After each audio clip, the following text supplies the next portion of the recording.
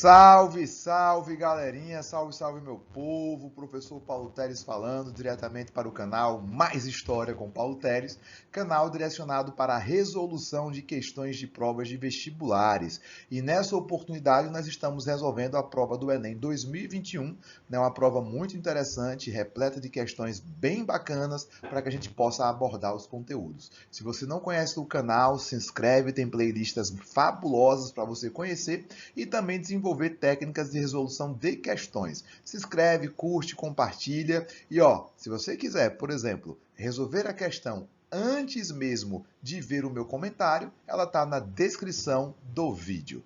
Bom, sem mais enrolações, vamos tratar hoje da questão de número 64, questão muito interessante sobre Revolução Inglesa. Vamos olhar. Bom, eu costumo dizer para os meus alunos que todas as vezes que aparecem questões com dois textos, você deve sempre se questionar. Primeiro, os textos tratam sobre a mesma coisa? Segundo, caso tratem da mesma coisa, eles são convergentes ou divergentes? Vamos dar uma olhada. Texto 1.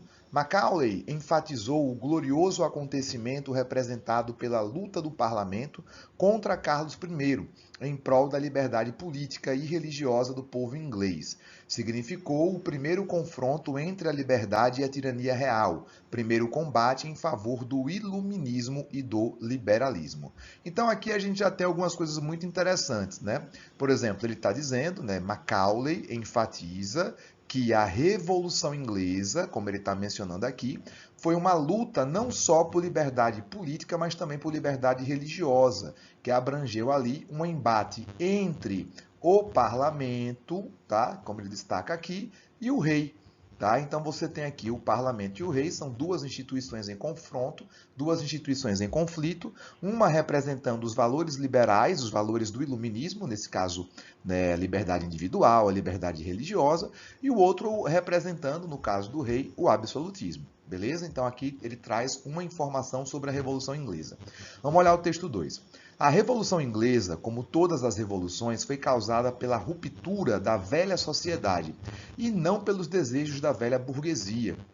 Muito interessante. Aqui ele já está trazendo a revolução a partir de uma perspectiva muito mais ampla, né? Ou seja, uma revolução que ela é conduzida por um segmento de massa, ou seja, por vários grupos que estão participando desse processo e não somente aquela visão tradicional que a burguesia fez tudo, que a burguesia provocou tudo. Né? Uma revolução ela é muito mais complexa do que um movimento guiado apenas por uma única categoria, né, social, nesse caso a burguesia. Na década de 1640, os camponeses se revoltaram contra os cercamentos, tecelões contra a miséria resultante da depressão e os crentes contra o anticristo, a fim de instalar o reino de Cristo na terra.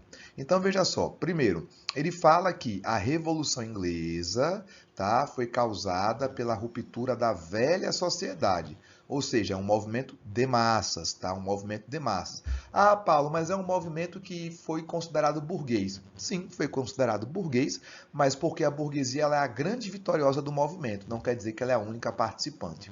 Depois ele fala assim, os grupos que participaram, e cada grupo com a sua razão.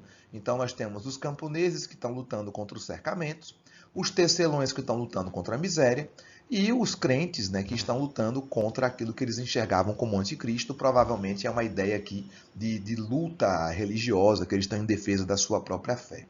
Bom, os textos tratam sobre a mesma coisa? Tratam. Os textos tratam sobre Revolução Inglesa.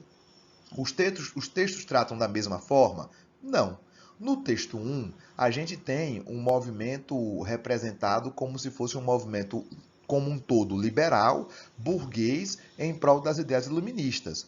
Já no texto 2, que é do Christopher Hill, que é um marxista britânico, ele já apresenta aqui a ideia de luta de classes mesmo, as massas se rebelando contra, contra elementos de repressão, cada qual lutando contra a sua repressão particular. Tá? Então os textos tratam da mesma coisa, mas eles são divergentes. Vamos olhar agora o que a pergunta está trazendo. A concepção de Revolução Inglesa, apresentada no texto 2, diferencia-se do texto 1, ao destacar a existência de. Bom, então perceba que ele está perguntando para você o que é que o texto 2 trouxe de novidade. Então, o que eu costumo dizer para os meus alunos? Gente, Isso aqui, aquilo que a gente chama de enunciado ou pergunta, né? Isso aqui tudo a gente chama de comando, tá? E o comando, ele provavelmente, né, na maioria das vezes, tem um verbo operatório. O que é o verbo operatório? É o verbo que produz a pergunta. Se o verbo não tiver no enunciado, ele vai estar no início das alternativas. Pode observar que as questões de humanas seguem esse padrão. A maioria delas, o verbo operatório, e repito, o que é o verbo operatório? É o verbo que produz a pergunta e ele está presente no enunciado, beleza? Na maioria das vezes. Qual é o verbo operatório desse enunciado? Diferencia-se, tá? O que é que ele quer saber? Qual a diferença do texto 2 para o texto 1? Então, quando se trata de Revolução Inglesa, qual a diferença apresentada no texto 2 em relação ao texto 1? Tá? Qual a diferença? A gente já sabe que há uma diferença. E se a gente já sabe que há uma diferença, muito claramente já dá para a gente eliminar aqui de cara duas alternativas. Por quê? Porque essas alternativas não atendem às expectativas da questão. Por exemplo, já dá para eliminar homogeneidade. Se você está procurando a diferença, claro que não vai ser algo homogêneo, vai ser heterogêneo. Outra coisa que dá para a gente eliminar é a letra C, unicidade. Mas não precisamos ter pressa, vamos dar uma abordada em Revolução Inglesa, afinal de contas, o meu primeiro mandamento é não vos afobeis. Bom, como vocês sabem, as revoluções inglesas, elas se dividem em duas partes. A primeira, a Revolução Puritana, a segunda, a Revolução Gloriosa.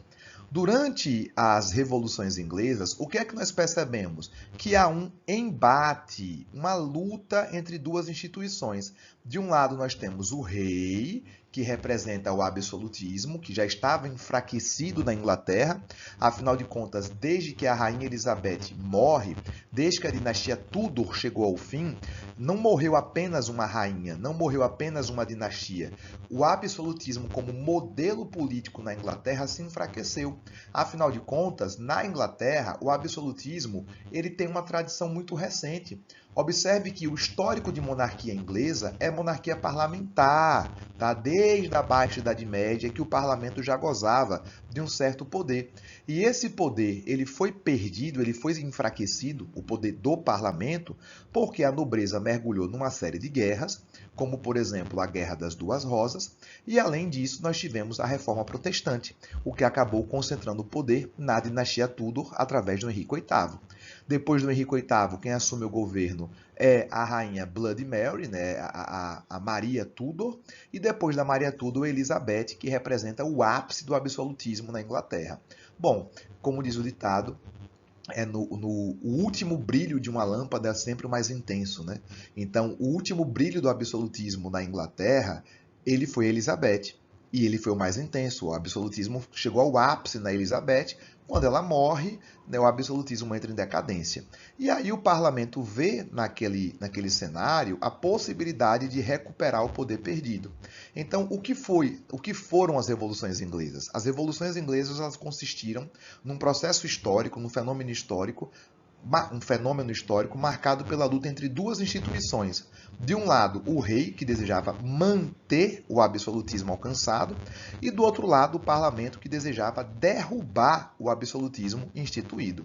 É claro que uma revolução ela não é apenas um movimento de um grupo, ela é um movimento de massas. Haviam tensões históricas dentro do parlamento, né, e dentro da sociedade inglesa.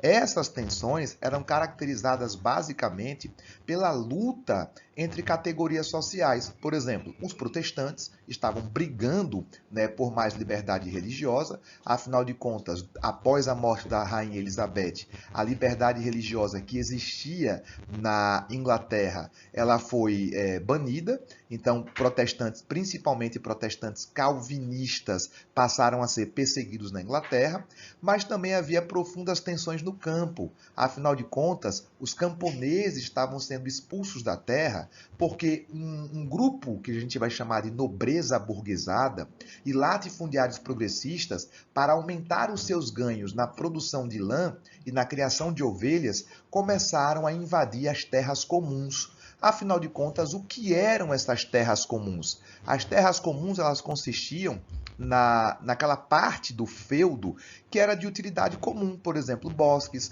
florestas, que muitas vezes os camponeses utilizavam como forma de complementação de renda. Na hora que essa nobreza toma essas terras, começa a cercar essas terras para criar ovelha, a vida desses camponeses ficou inviável. E aí o que acontece? Você vai ter uma burguesia protestante que está insatisfeita com o rei e é representada pelo parlamento, e você vai ter camponeses que estão insatisfeitos com a nobreza porque estão perdendo acesso à terra. Para complementar, existia também um grupo de indivíduos que nós chamaremos de levelers ou niveladores, que exigiam participação política, que faziam parte de camadas urbanas, especialmente artesãos, que estavam lutando contra a miséria. Paulo, quanta coisa! Pois é, são muitos grupos. Então vamos elencar. Vamos lá. A burguesia, ela está protestando contra o rei e ela é representada pelos interesses do parlamento, principalmente por conta da perseguição religiosa e por conta da cobrança abusiva de impostos. Os camponeses estão insatisfeitos por conta dos cercamentos, tá? Ou seja, um processo de tomada de terras comuns que impedia a sua subsistência. E os trabalhadores urbanos, artesãos urbanos, que nós chamaremos de levelers ou niveladores, estão insatisfeitos com a situação de miséria. Bom, a gente sabe que durante a Guerra Civil um personagem vai se destacar, o Oliver Cromwell, e o Oliver Cromwell não só vai derrotar o rei, como também irá condená-lo à morte. O rei acaba sendo morto. E qual é o problema da morte do rei? Quando o rei morre, quando a instituição monarquia é derrubada após a Guerra Civil, nós temos uma ruptura das tradições e, consequentemente, há profundas agitações sociais dentro da Inglaterra. É como se o tecido de controle social fosse rasgado. E não é à toa que membros das camadas populares, como, por exemplo, os levelers, niveladores que eu acabei de citar, os diggers, que eram os escavadores, que são camponeses que estão lutando contra o cercamento, viram ali uma oportunidade de reivindicar transformações dentro do processo revolucionário. Pois bem, ocorrem profundos distúrbios. O próprio Oliver Cromwell, que tinha se aliado às camadas populares para derrotar as tropas do rei, acaba reprimindo essas camadas populares. Afinal de contas, Oliver Cromwell representa os interesses da burguesia e não do povo, e a partir dali a Inglaterra mergulha em profundos distúrbios sociais. Ou seja, a Revolução desencadeia uma série de conflitos internos, uma série de brigas internas. E nesse processo de lutas internas, o grande grupo vitorioso é a burguesia. Ainda assim, a burguesia se aproxima da nobreza porque ela temia que esses distúrbios acabassem mergulhando o país num grande conflito e enfraquecesse assim os interesses não só da burguesia, como também da nobreza burguesada. Pois é, o caráter revolucionário da burguesia, galera, só dura até a página 2. Depois que a burguesia chega ao poder, ela deixa de ser revolucionária e passa a ser conservadora. Não é à toa que, após a morte de Oliver Cromwell, a monarquia é restaurada e o processo de pacificação só é concluído após a coroação de Guilherme de Orange durante a Revolução Gloriosa, que assim se chamou, pois não possuiu nenhum derramamento de sangue, não houve grandes conflitos. Paulo, e por que eles vão chamar o Guilherme de Orange, que era um príncipe holandês, para assumir a monarquia inglesa? Primeiro, porque ele era genro do rei Jaime II. E segundo, porque ele era protestante, ou seja, a possibilidade de tolerância religiosa era muito maior. Perceba que muitos acontecimentos ocorreram, e foram tantos acontecimentos que não dá para você tratar a Revolução Inglesa como um movimento unicamente burguês. É bem verdade que a burguesia é a grande vitoriosa, mas ela não é o único segmento que participa do processo revolucionário. E esse é o grande destaque que aparece na questão. Quando ele pergunta qual a diferença da concepção do texto 1 em relação ao texto 2, é porque o texto 2 destaca exatamente essa pluralidade de demandas sociais que acontecem na Revolução Inglesa. Portanto, a resposta dessa questão é a letra A. Nós já sabemos, por exemplo, que a letra B e a letra C estão erradas, e eu vou lhes dizer agora o porquê estão erradas. Esse erro da letra B E esse erro da letra C é o que nós chamamos de contradição. Tá? Por que contradição? Porque ele vai de encontro, ele está se contradizendo àquilo que é proposto nas informações trazidas pela questão. A questão fala que há uma pluralidade de movimentos, uma série de lutas. Então não dá para ser homogêneo e também não dá para ser unicidade. Além disso, na letra D de dado, nós temos superficialidade dos interesses políticos. Não, galera, também é contraditório. Por quê? Porque haviam muitos interesses políticos. Havia uma luta muito profunda dentro da Revolução Inglesa. Para quem está chegando agora no canal, eu costumo dizer para os meus alunos que existem 4 tipos de erros na prova do Enem. Primeiro, extrapolação, que é quando o texto vai além do que está sendo proposto. Segundo, contradição, que é quando ocorre o que apareceu nessa questão, né? As informações dos itens são contrárias ao que está sendo proposto no texto. Terceiro, simplificação, que é quando ele resume todo o processo a um único evento, a uma única causa. Isso é simplificar a problemática. E por último, maçã podre, que é quando o item está todo lindão, todo bonitão, mas tem uma palavra que torna ele errado, tá? Errado. Bom, por fim, a letra E, quando ele fala superioridade dos aspectos econômicos, aqui é uma simplificação. Ele está dizendo que toda a Revolução Inglesa aconteceu apenas por questões econômicas e isso está errado. Pois bem, galera, espero que vocês tenham gostado. Eu sou o professor Paulo Teles e esse é o canal Mais História com Paulo Teles. Fique aqui, compartilhe, curte, que vai ajudar bastante a gente e vamos contribuir para que você possa ter o seu melhor rendimento na prova do Enem. Forte abraço, tchau, tchau.